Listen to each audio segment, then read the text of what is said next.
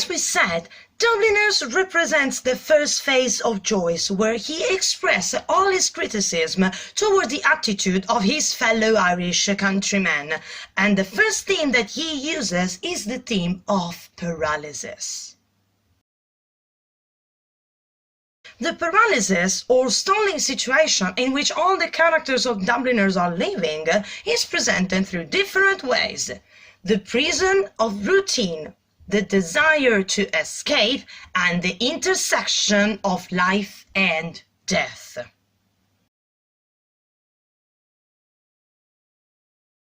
The characters in Dubliners are often trapped in restrictive routines that lead them to a circle of frustration, restraint, and eventually violence.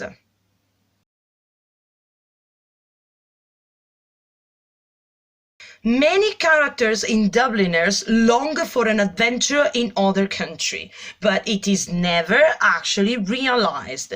There is an impulse to escape from unhappy situation that becomes characteristics of Dubliners, as well as their inability or act of actually getting rid out of those sorry situations.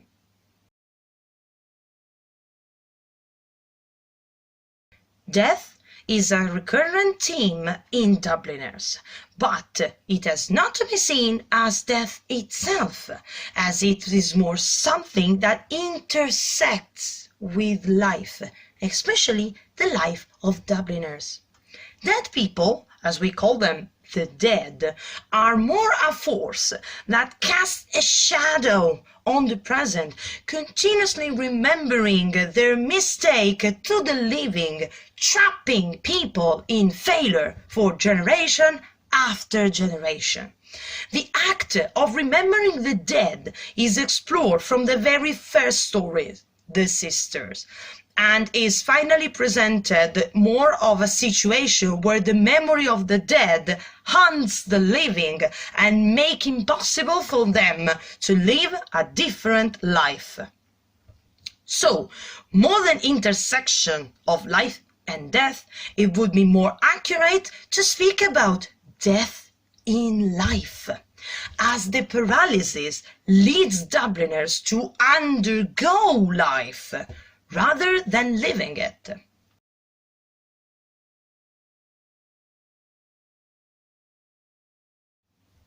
There are other themes that develop from the idea of paralysis, and they all contribute to cast more light on the dull and terrible life of the characters of Dubliner.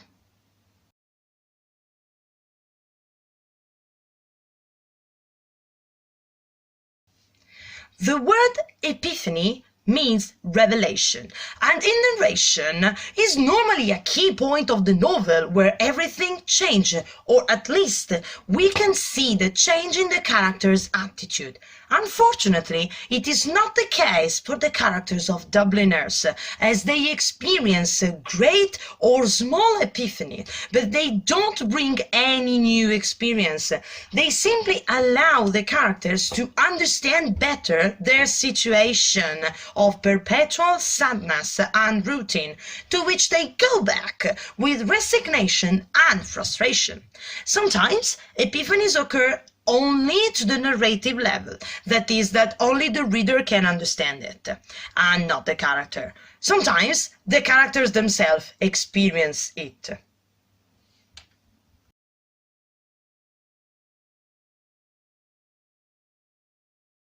The motif of betrayal is used by Joyce to demonstrate the unease that Dubliners have to connect each other. Nearly every relationship in the stories have scars of deception, deceit, and treachery. Some characters tend to mark others' action as betrayal in order to shift the blame from themselves to others. This can be also seen as an effect of paralysis, where characters can't stand for their own action, as it would mean to get out from their routines.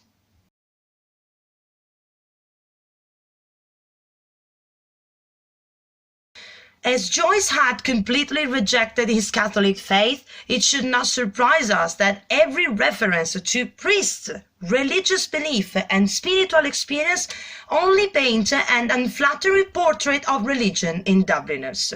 Religion is more presented like another ritual of repetition, and since there are so many references to it, it might also be seen as something more that traps Dubliner to think about life after death, and therefore is again another mean to enforce the death in life that Dubliners experience.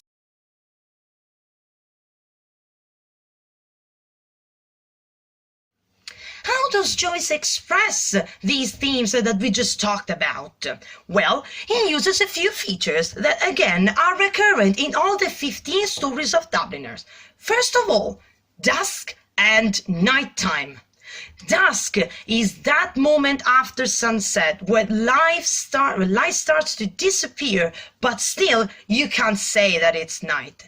Joyce uses it to remind us of the half-life of Dubliners, to suggest the meeting between life and death. And the story slowly shifts to nighttime, where the characters have the most profound moments, their reflection protected by darkness and other people's eyes. Windows. Windows are another powerful feature that Joyce uses. Every time that there is an important encounter or events in the story, we are mentioned a window. Sometimes the narrator sees through a window. Sometimes the character sees through a window. Windows are the symbol of Dubliners of not living their life. They just watch it from the inside. Windows are also a threshold between domestic and well-known environment and the outside world that can be unknown, a world that characters of Dubliners will never explore because they will always prefer what's on their side of the window. As frustrating and dull, as unhappy as it may be, it's the only word that they know, and they will stick to it. Food.